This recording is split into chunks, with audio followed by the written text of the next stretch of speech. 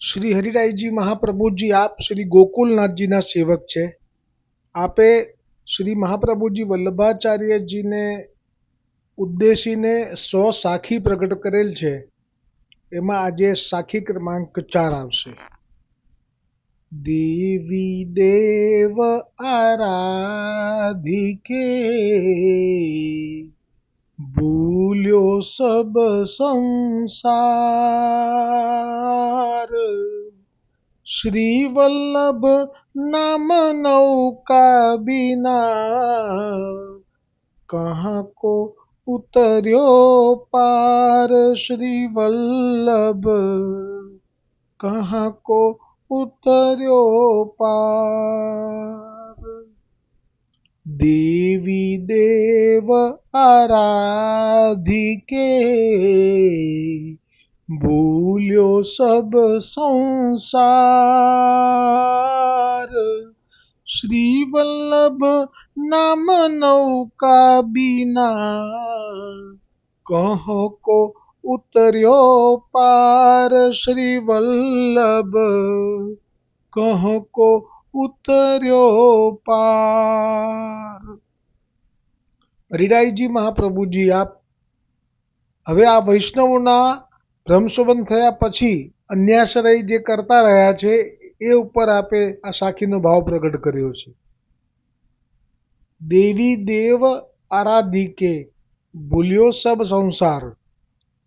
તો આમાં બે ભાવ છે. એક તો દેવી દેવ આરાધિકે ભૂલ્યો સબ સંસાર, એમાં પુષ્ટિ માર્ગીય દૈવી જીવો માટે અન્યાશ્રય એ બાધક છે. અને સામે કારણ પણ છે કે દૈવી જીવ છે એમનું લીલામાંથી પડવું થયું છે. અને લીલા એટલે ગોલોકની લીલા. અને ગોલોકમાં પૂર્ણ પુરુષોત્તમ એવા શ્રી કૃષ્ણચંદ્ર અને સ્વામીનીજી યુગલ સ્વરૂપે બિરાજે છે. અને એ ગોલોકમાં બીજા દેવી દેવતાઓનું સ્થાન નથી, ત્યાં દેવી દેવતાઓનો પ્રવેશ પણ નથી. જેથી જ અસારવામાં ભાયલા કોઠારીના જમૈયે ગોપાલદાસે જે વલ્લભ આખ્યાન ગાયું એમાં એમના હૈયે બેસીને ગુસાઈજીએ જ આ આખ્યાન પ્રગટ કર્યું છે. અને આપે જ કહ્યું છે કે એવો માર્ગ શ્રી વલ્લભ વરનો, જ્યાં પ્રવેશ નથી વિધિહરનો. એટલે આ જે માર્ગ છે એમાં દેવી દેવતાઓનું સ્થાન નથી, ત્યાં માત્ર પતિ ભાવથી જે ભજે છે એવા ગોપીજનોનું એ સ્થાન છે. માટે જ અહીંયા હરિરાયજીએ આ સાખીમાં આગળ જે પહેલાં કહ્યું કે દેવી દેવ આરાધિકે, એટલે જ્યારે કોઈ દેવીને હવે આરાધે, કોઈ પણ કુળદેવી કે કોઈ પણ અન્ય દેવીને, અને દેવને એટલે કે બીજા કોઈ પણ અંશ અવતારને પણ જો એ ભજે તો એ ભૂલ્યો સબ સંસાર. દેવી દેવ આરાધિકે ભૂલ્યો સબ સંસાર એટલે એ વૈષ્ણવો એ ભૂલા પડ્યા છે. ભ્રમશોભન થયા પછી પણ જો એ દેવી દેવની આરાધના કરી રહ્યા છે તો એ ભૂલા પડ્યા છે એમ કહે છે. તો એની પાછળનો જે ભાવ છે એ તો આવે જ છે, જે દરવાજો ઉતારી લાવે છે દેવીના મંદિરનો, તો એ દેવીના મંદિરને ગમતું નથી, મંદિરના દેવીને ગમતું નથી કે આવું કેમ મારો મંદિરનો દરવાજો ઉતારી જાય. તો એની જે સત્તા છે એ સત્તામાં ચોંટ આવે છે. એ જે પ્રસંગ આવશે 252માં કે એ જે વૈષ્ણવને ત્યાં રાત્રિએ બધા બહુ વૈષ્ણવ આવ્યા, તો કેવી રીતે રાત્રે ભોજન લેવડાવવું એ સમાધાન પણ એમાંથી પ્રાપ્ત થાય છે. કે જ્યારે જ્યારે વૈષ્ણવોને ત્યાં મધ્યરાત્રિએ આ વૈષ્ણવ આવતા, એવું કેમ થાય કે એ લોકો એક જગ્યાએથી બીજી જગ્યાએ જવા નીકળ્યા હોય, જેમ કે અડેલ જવા અથવા તો ગોકુલ જવા અથવા તો ગોવર્ધન ગિરિરાજ જવા, તો માર્ગમાં ક્યારે આવે ખબર ના હોય, તો વહેલું મોડું થાય. તો મધ્યરાત્રિએ કે 12 વાગ્યા સમયે આવ્યા આટલા બધા વૈષ્ણવો, તો આ તો બહુ પ્રેમી હતા પતિ પત્ની બંને. તો એમણે તો એમના માટે ભોજન બનાવવું હતું, તો એ લોકોએ રાત્રે તો ઠાકોરજીને ભોગ ધરાય નહીં. તો એમાં પ્રસંગ છે કે પુસ્તકને ભોગ ધરીને એ લેવડાવતા. આ પણ એક પ્રકાર છે. તો હવે રાત્રિએ આવ્યા પણ એ વખતે લાકડા એવું ઝાપટું સમયે પડ્યું હશે તો બધા લાકડા પલળી ગયેલા. અને પછી જ્યારે જાણ્યું કે ના મારા વૈષ્ણવો મારા વલ્લભીયજનો આવ્યા છે તો એમને લેવડાયા વગર તો નહીં જવા દઉં, રાત્રિએ ભૂખ્યા તો નહીં જ સુવા દઉં. એટલે પછી ચાલ્યા અને મંદિર પેલું આવ્યું દેવીનું. તો એ દેવીના મંદિરને દરવાજાને ઉતારતા એમને ભય ના થયો, કેમ કે એ જાણે છે, જે સ્વરૂપ જ્ઞાન છે એ લોકો જાણે છે કે આ જે દેવી છે એ સ્વામિનીજીના 1 કરોડમાં અંશથી પ્રગટ થયેલી છે. એટલે સ્વામિનીજીએ પોતે જ આ પુષ્ટિ માર્ગ પ્રગટ કર્યો છે. મહાપ્રભુજી એટલે કે સ્વામિનીજી. તો હવે સ્વામિનીજીના અંશથી પ્રગટ થયેલી દેવી છે એટલે દેવી પણ સ્વામિનીજીનો જ અંશ કહેવાય. એટલે એમનું જે પ્રતાપ છે એ તો કેટલો બધો છે. આજે પણ ઘણા પ્રસંગો આવે જ છે 252માં, હમણાં આવશે આ જ પ્રસંગમાં, કે એમણે તો ઉતાર્યો તો કશું કરી ના શકી, કારણ કે દેવી જાણે છે કે આ અમારી જે સ્વામિનીજી છે આ એમના જ સેવકો છે સીધા. એટલે ત્યાં એમનું જોર ના ચાલ્યું અને પછી એના લાકડા ફાડી અને બધું સિદ્ધ કર્યું. અને પછી બાજુમાં જે રહેતા હતા ને એ આ દેવીના મંદિરની જ પૂજારી ને પૂજારણ હતા. તો પૂજારણે કીધું કે રાત્રે તારા લાકડા પલળી ગયેલા તો રસોઈ કેવી રીતે કરી? તો કે આ તમારું મંદિર છે ને કોઈને કહેતા નહીં, પણ કે તમારા મંદિરનો એક દરવાજો ઉતારી લાયા. તો એ દેવીના મંદિરના દરવાજાની વાત સાંભળીને આ પૂજારણે એમ કીધું કે આ તો જાગતી જ્યોત છે, તો કંઈ ના કર્યું? તો કે ના. પછી એણે તો માન કર્યું. એનો પતિ આવ્યો તો કે ગરમ ગરમ ત્યારે ખવડાવું કે બીજો દરવાજો ઉતારી લાવો. પૂજારી જાણે છે કે કોઈ દરવાજો ઉતારી ગયું છે, નામ ખબર નથી, પણ આવું થયું છે, રાત્રિએ કોઈ દરવાજો ચોરી ગયું છે.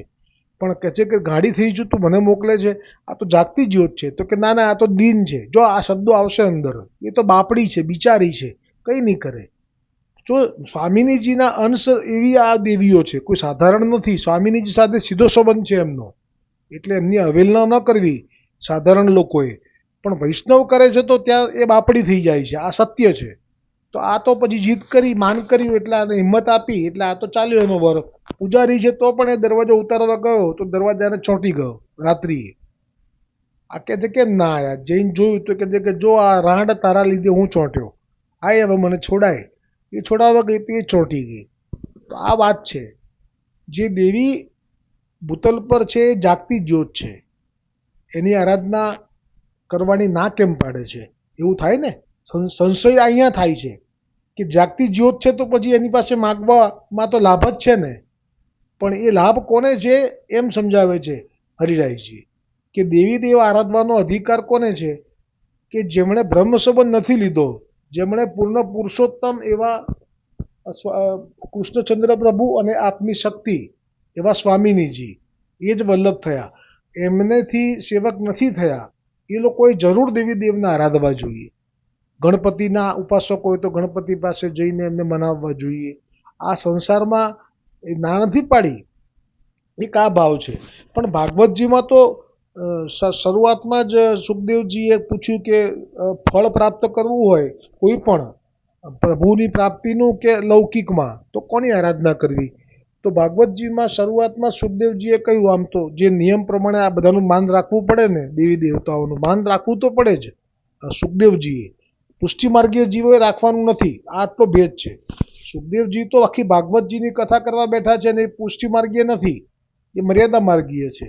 એટલે એમણે કહ્યું કે આમ તો આ દેવીને ભજવાથી આ મળે, આ કુબેરને ભજવાથી ધન મળે, આ દેવને ભજવાથી આ મળે, આ દેવને ભજવાથી આયુષ્ય મળે, એમ કરીને બધા દેવતાઓથી શું મળે એનું વર્ણન કરી. પણ છેલ્લે પછી આપે એમ કહી દીધું કે હવે દ્વાપર યુગ આવ્યો છે, પતવા આવ્યો છે, હવે કલયુગ આવશે. અને આ જે યુગ છે એમાં આ કોઈ દેવી દેવતાઓને ભજવાની મહેનત નથી કરવી જોઈએ. આ સુખદેવજીના શબ્દો છે. હવે એક માત્ર પૂર્ણ પુરુષોત્તમ શ્રી કૃષ્ણચંદ્રની ભક્તિ કરવી જોઈએ. તો તમને લૌકિક ફળ જોઈએ તો પણ મળશે અને પરલૌકિક ફળ જોઈએ તો પણ મળશે, ધામની પણ પ્રાપ્તિ કરાવશે. બસ આ જે સુખદેવજીએ જે કહ્યું ને એ પણ અહીંયા યથાર્થ છે કે દેવી દેવની હવે આરાધના કરવાનો સમય ગયો. એ હતો દ્વાપર સુધી, પણ દ્વાપરનો અંત આવ્યો, શ્રી કૃષ્ણ પ્રગટ થયા ને એની સાથે બધા જ દેવી દેવતાઓનું મહાત્મ્ય જાણે કે સાધારણ થઈ ગયું. જુઓ ને, ભાગવતજીમાં રામ કથા કેટલા ઓછા શ્લોકમાં વર્ણન કરી. તો એ જ એનું મહિમા છે કે રામજી સ્વયં કહે છે કે હવે હું જ જ્યારે પૂર્ણ પુરુષોત્તમ શ્રી કૃષ્ણચંદ્ર તરીકે પ્રગટ થયો છું, તો પછી એ સ્વરૂપનો હવે મહિમા નથી. જેવી રીતે રામચંદ્રજી પ્રગટ થયા હતા તો તે વખતે ગરુડજીને બહુ જ સંશય થયો કે આ કેવી રીતે વિષ્ણુ હોઈ શકે, જેમને સર્પથી બાંધવામાં આવ્યા રાવણથી, તો એ સર્પથી બંધાયેલા રામજીને જોઈને ગરુડજીને અસમંજસતા થઈ કે આ કેવી રીતે વિષ્ણુ હોઈ શકે. પણ પછી તો એમને એ ભ્રમ દૂર કરવા કાકભૂષણજી પાસે મહાદેવજીએ મોકલ્યા, એ પ્રસંગ છે. પણ કહેવાય કે ભગવાન રામ પ્રગટ થઈ જાય પછી વિષ્ણુનું ભજન ના કરીને રામનું કરે તો વધારે લાભ. એટલે રામમય થઈ ગયો પૂરો ભારત. હવે એ જ રામ જ્યારે પૂર્ણ પુરુષોત્તમ થઈ ગોલોકથી પ્રગટ થયા અને એ હમણાં દ્વાપરમાં, એટલે હવે આખું ભૂતલ કૃષ્ણમય થઈ ગયું. અત્યારે કીર્તન જે કૃષ્ણના થઈ શકે એવા રામજીના તમે બનાવવા જાઓ તોય ના બને. એટલે કેમ કે પૂર્ણ પુરુષોત્તમ છે આપ. એટલે હવે પૂર્ણ પુરુષોત્તમનો મહિમા પ્રગટ થયો. એટલા માટે અહીંયા હરિદાસજીએ બ્રહ્મસંબંધી જીવો માટે કહ્યું કે દેવી દેવ આરાધી કે ભૂલ્યો સબ સંસાર. હવે આવે છે મૂળ કે જેમણે પ્રમેય બળથી આપણા પ્રારબ્ધ કર્મોનો નાશ કરી નાખ્યો છે અને આપણને સર્વ દોષથી મુક્ત કરી નાખ્યા છે, એવા શ્રી મહાપ્રભુજી શ્રી વલ્લભ નામ નૌકા બિના કહો કો ઉતર્યો પાર. એટલે કે છે કે તમે ભલે હવે દેવી દેવતાને આરાધશો પણ તમને એ ગોલોકની પ્રાપ્તિ નહીં કરાવી શકે, કારણ કે એ અધિકાર માત્ર સ્વામિનીજી પાસે રાખ્યો છે. સ્વામિનીજીએ આ કોઈને નથી આપ્યો. કોઈ દેવી દેવતાને આવો અધિકાર નથી આપ્યો કે દૈવી જીવને ગોલોક સુધી પહોંચાડી શકે. એટલા માટે કહ્યું કે શ્રી વલ્લભ નામ નૌકા બિના કહો કો ઉતર્યો પાર. અને આ જ વલ્લભનો મહિમા એ જે પંઢરપુરની બેઠક જેનું ચરિત્ર છે એમાં વિઠ્ઠલનાથજીએ સ્વયં પ્રગટ કરેલું કે આ પુંડરીક જે મારે ત્યાં સેવામાં રહ્યો છે આદિ દૈવિક દેહથી.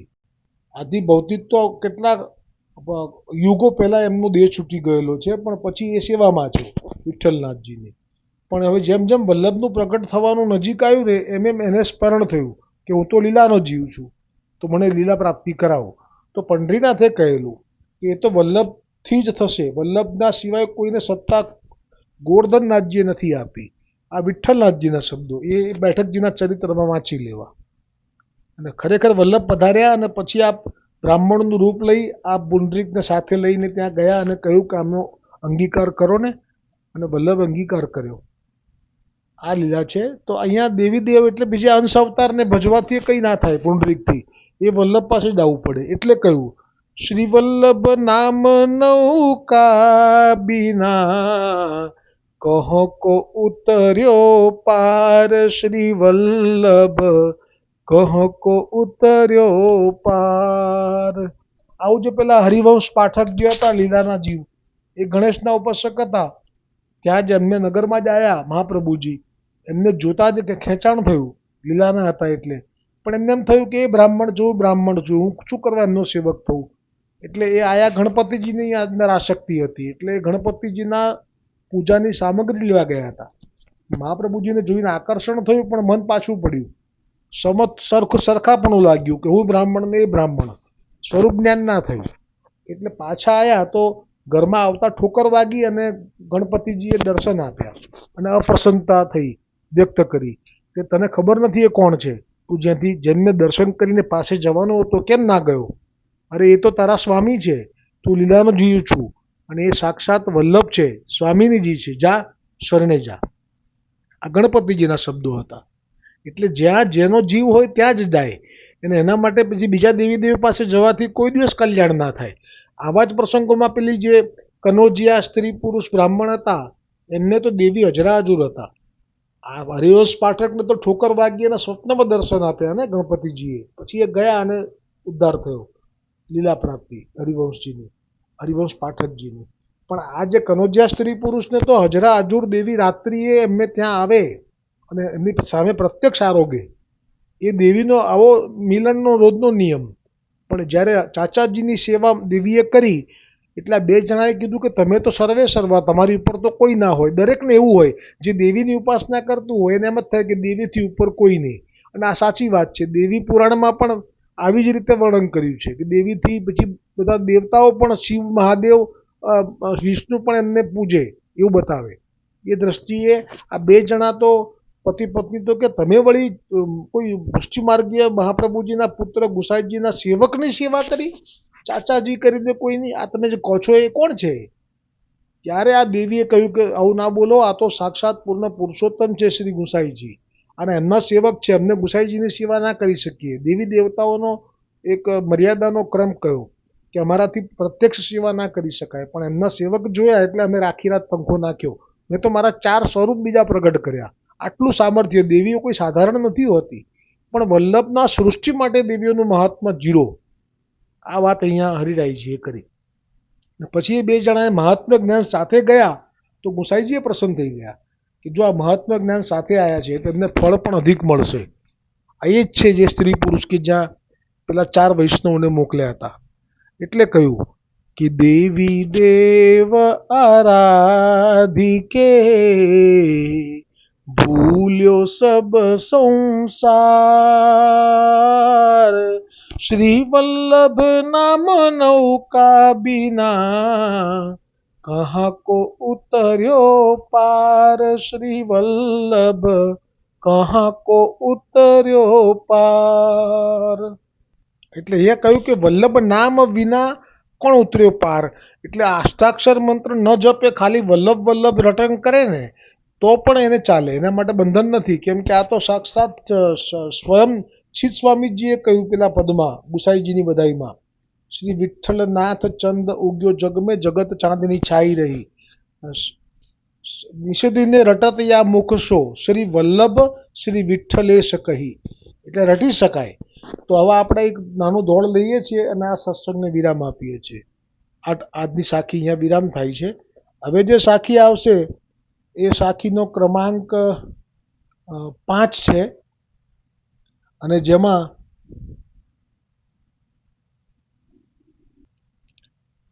શ્રી હરિરાયજી કહે છે કે એસે પ્રભુ ક્यों बिसारिए, जाकी कृपा अपार,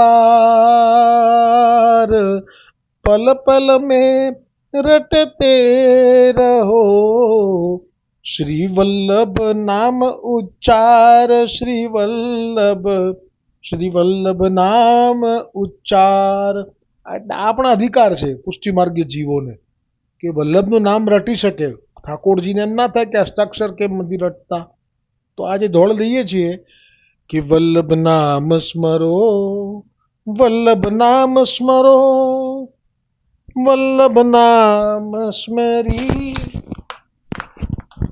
ભવ પાર કરો, વલ્લભ નામ સ્મરો, વલ્લભ નામ સ્મરો, વલ્લભ નામ સ્મરી ભવ પાર કરો, વલ્લભ નામ સ્મરી ભવ પાર કરો, વલ્લભ નામ સ્મરી ભવ પાર કરો. વણ તકલીફે સંસાર તરો, વણ તકલીફે સંસાર તરો, વલ્લભ નામ સ્મરી ભવ પાર કરો. હવે તો આ જ કરવાનું કામ છે, બીજા બધા કામ છોડી દેવાના. કરવાનું સાચું કામ જ છે, વળી દેવાના નહીં દામ જ છે. દામ એટલે રૂપિયા આપવાના નથી આમાં નામ લેવામાં, વળી આમાં કોઈ ન્યોછાવરવી નથી. વળી દેવાના નહીં દામ જ છે, જીવનનું સાચું બાતું ભરો, વલ્લભ નામ સ્મરી ભવ પાર. કોઈ કે અમારી પાસે અક્કલ નથી, બુદ્ધિ નથી, બળ નથી, તો કે છે એની જરૂર નથી. અક્કલનું એમાં કામ નથી, અક્કલનું એમાં કામ નથી, બાહુબલનું નહીં કામ રતી, બાહુબલનું નહીં કામ રતી. ભલે દુબળા હોય, નુકસાન નથી હિંમત ધરો, નુકસાન નથી હિંમત ધરો, વલ્લભ નામ સ્મરી ભવ પાર કરો. બહુ ભણવાનું પણ જરૂર નથી, પંડિતાઈની પણ જરૂર નથી. વિદ્યા કંઈ કામ જ નહીં આવે. આ તો ઉપરથી દુઃખ આપશે, વિદ્યા બહુ કરશો તો. વિદ્યા કંઈ કામ જ નહીં આવે, મિથ્યા બુદ્ધિને ભરમાવે, છે ટૂંકો પણ અભ્યાસ કરો, વલ્લભ નામ સ્મરી ભવ પાર કરો. અને જો જે વલ્લભ સિવાય બીજી વાતો બહુ કરે છે આડી અવળી, તો કે છે બહુ બહુ બોલે થાકે છે, બહુ બહુ દોડે હાંફે છે, આમ જાય તેમ જાય, આમ કરી નાખું તેમ કરી નાખું, બીજી બધી વાતો દુનિયાભરની. બહુ બહુ બોલે થાકે છે, બહુ બહુ દોડે હાંફે છે, વલ્લભ ઠરવાને ઠામ ઠરો, ચરણે ઠરવાને ઠામ ઠરો, વલ્લભ નામ સ્મરી ભવ પાર કરો. બોલો શ્રી ગોकुल नाथ की जय, हरिराय जी महाप्रभु जी की